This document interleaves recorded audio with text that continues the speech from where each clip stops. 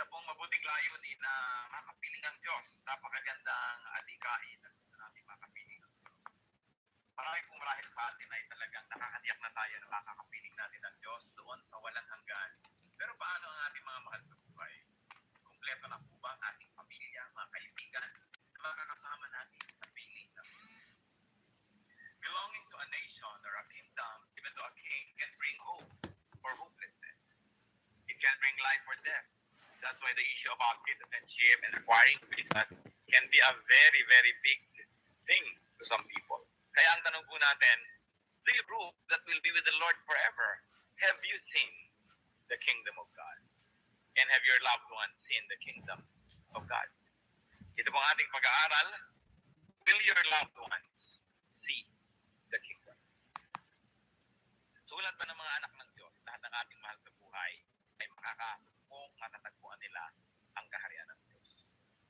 Ama sa langit, humihiling kami po na bigyan nyo ng mensaheng simple, makapangyarihan, uunawaan at mailalapat namin sa aming buhay. Kayo po maging tagapagsalita na. Yung mga sa atin na namin alam, lalo nyo pa pong ipaliwanag. At lalo naman yung hindi pa namin alam, ipaalam nyo sa amin. Kinikilala natin dito sa ating kawalan at yung harapan, recognize the parts of the weakness. So we pray that you may enable. Open our eyes, open our ears, open our hearts, so we may understand. Teach us, Father, give us wisdom, give us skill to unlock the mystery of the word.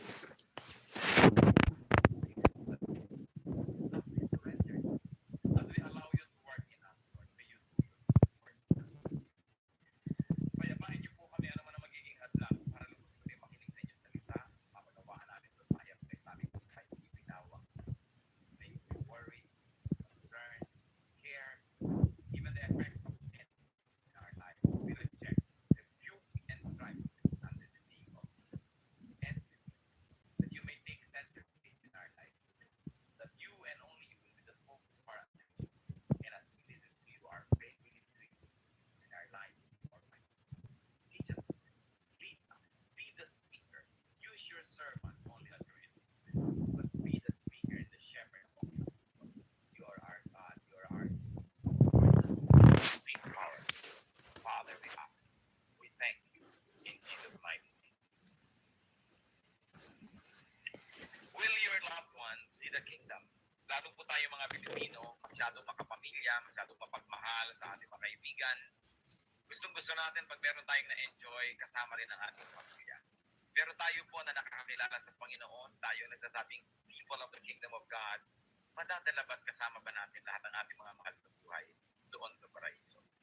Balikan po natin ang isang kasaysayan na kung tutuusin ay gasgas na sa pag-aaral ng mga anak ng Diyos. Pero hinga natin ng Panginoon ng mga bagong mga insight at mga application ng kasaysayan na ito. John chapter 3, verses 1 to 2 and so on. Now there was a man of the Pharisees named Nicodemus, a member of the Jewish ruling council. He came to Jesus at night and said, Rabbi, we know you are a teacher who has come from God, for no one could perform the miraculous signs you are doing if God were not with him. So isa pong magandang tagpo, itong si Nicodemus, a distinguished man, a Pharisee. He belonged to the largest and most influential political party of during the time of the Lord. And he was a member of the Jewish council. It was the highest group presided over by the priest himself, the very high priest. So only very leading Pharisees could become members of the council. So kung Pharisee ka, kilala ka na sa lipunan, mataas ang iyong kalagayan, at among sa mga matataas na yun yung pinapapili-pili, iyon naman ang magiging members of the Jewish council. And this was the situation of Nicodemus. At hindi naman madali para sa isang taong tulad yung tinitingala, kinikilala na pupunta kay Jesus na sa tingin ng marami ay kolorum. Sa tingin ng marami isang impostor, hindi naman nag-aral sa Bible school. Hindi naman natapos ng theology. Hindi nakatapos ng matataas ng mga antas ng pag-aaral. Kaya yung mga marurunong, mga mayayaman at mga nagyayaman-yaman at nagtutulong-tulungan, they will do everything not to be identified with Jesus because he was from among the masses, he was from the people, therefore, Badu, a crowd. Ganon ang image. Then comes this very distinguished man to the Lord at night. And in all counts, he was a member of the elite, economic elite, religious elite. But there was something worth looking in Nicodemus. And it would be easy to suspect that he was a believer of the Lord. At the very least, willing to believe, or already partially believing and would like to be convinced to believe fully. So he came to the Lord at night. Many possible reasons. One, that he was busy during the day, the Lord was busy during the day. So it was good to come at night so when both of them could concentrate on what they should talk about. May mga makakatibang mga utak na nag-iisip na gabi daw pumunta para hindi makita ng mga tao dahil nakakahiyang makita ng iba. Pwede rin. At pwede rin naman na talagang gusto niya may undivided attention na maibigay sa kanyang Panginoon. Tapos may mga ministries, wala nang dapat ipagmadali dahil ang susunod na lang na gagawin ay matutulog. He came to the Lord at night. And Nicodemus called Jesus Rabbi, meaning teacher. For somebody to call a carpenter's son Rabbi means that meron na siyang pananalig. And he declared his belief, maybe initial belief, that Jesus is a teacher and definitely from God. Ang pinagbabasihan niya, miraculous signs. Kasi sila mga teacher din eh. May mga Sadducees, may mga Pharisees, may mga teachers of the law, may mga priests, mga turo naman na sila ng turo. Ang pinagkaiba nitong si Jesus sa taga Nazareth, may mga kasamang himala ang kanyang mga pagtuturo. Kaya ang sabi nitong si Nicodemus, surely you are not just one of us. You're different. You must be from heaven because you accompany your great teachings with miraculous signs which we cannot do. Marami naman pong ganun eh, marunong, nagpaka-PhD, tapos sa maraming mga paaralan, ang runong, magaling mag-explain, magaling mag-aral, pero wala namang himala na kasama ang kanyang mga gawain. Ang mga tinuturoang makasalanan, nananatiling makasalanan. Ang mga tinuturoang tamad, nananatiling tamad. Yung na tinuturoan niya naman hindi spiritual, hindi pa rin spiritual. Dunong lang ng dunong, walang himala. So maaaring intellectual lamang yung power niya, pero hindi empowered by heaven itself. But this Jesus stood out, and Nicodemus knew that. Sabi niya, wala po makakagawa ng ginagawa niya kung hindi siya galing sa langit. Hindi lang kayo nagtuturo, may kasamang himala, may bunga. كان يا مكان مو توه ولا من زمان مو بس بالجامعة في كل مكان كان في شلة ما هي منبوذة ولا مملة كل من معه سالفة كل من معه وقته كل من معه أكله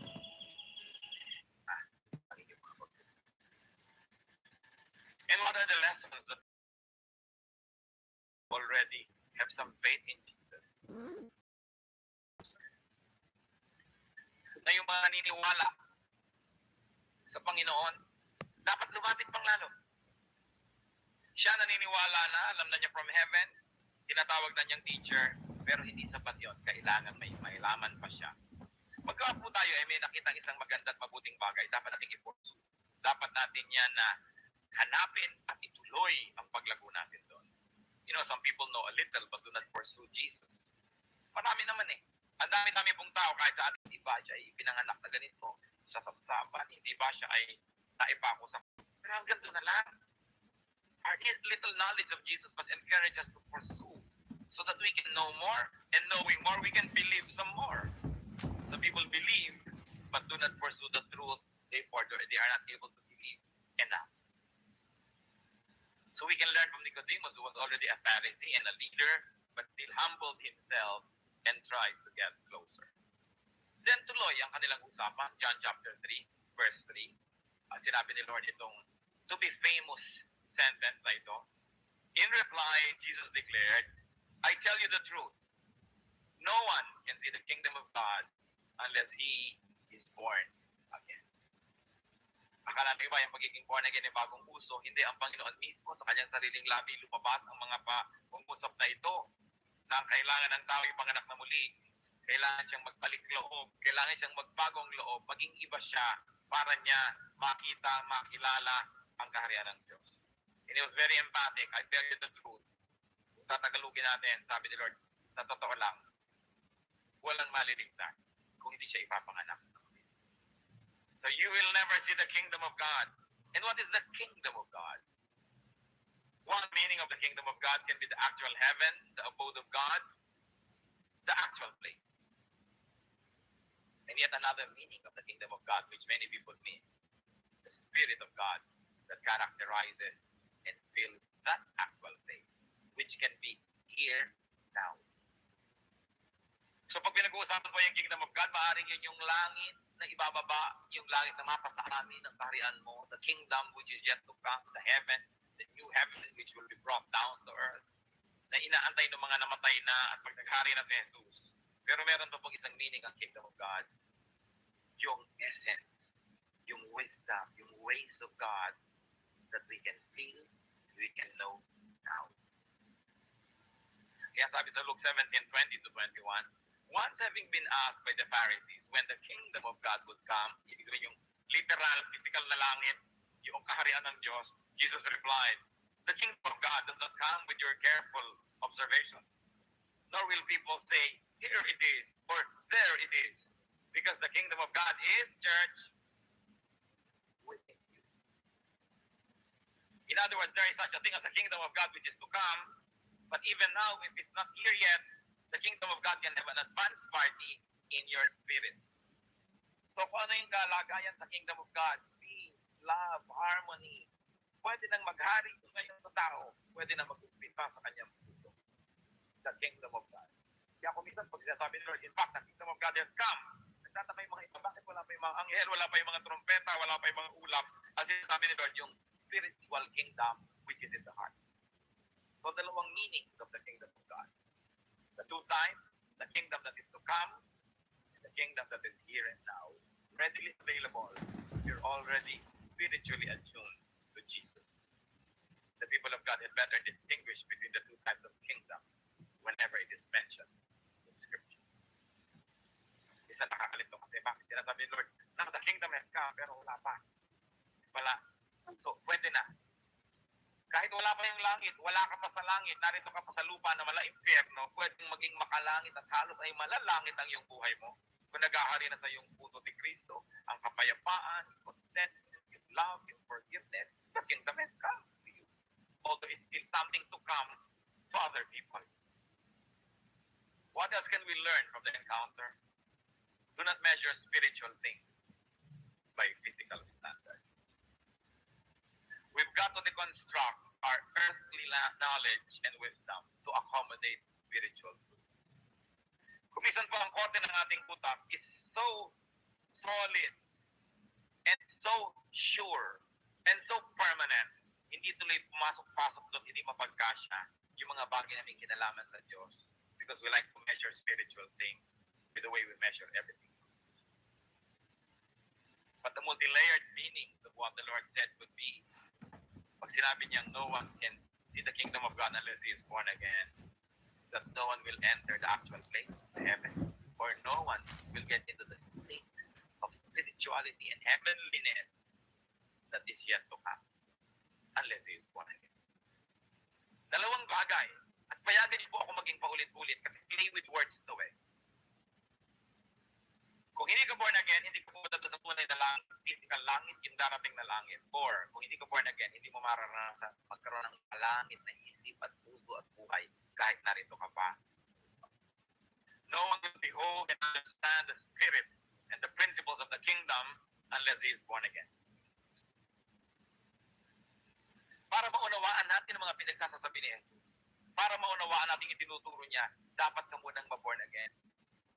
Kasi kung hindi ka born again, you will never have the keys to understand, to open, with which to open these seemingly unopenable doors. So hindi pwedeng intellectual exercise lang yan. Sabi, di ba? Sige, ipaliwanag mo ng ipaliwanag yung, sa akin yung mga turo na yan para maniwala ako kay Jesus. Teka po, baliktad. Maniwala muna kayo. Ma-born again muna kayo para nyo maunawaan.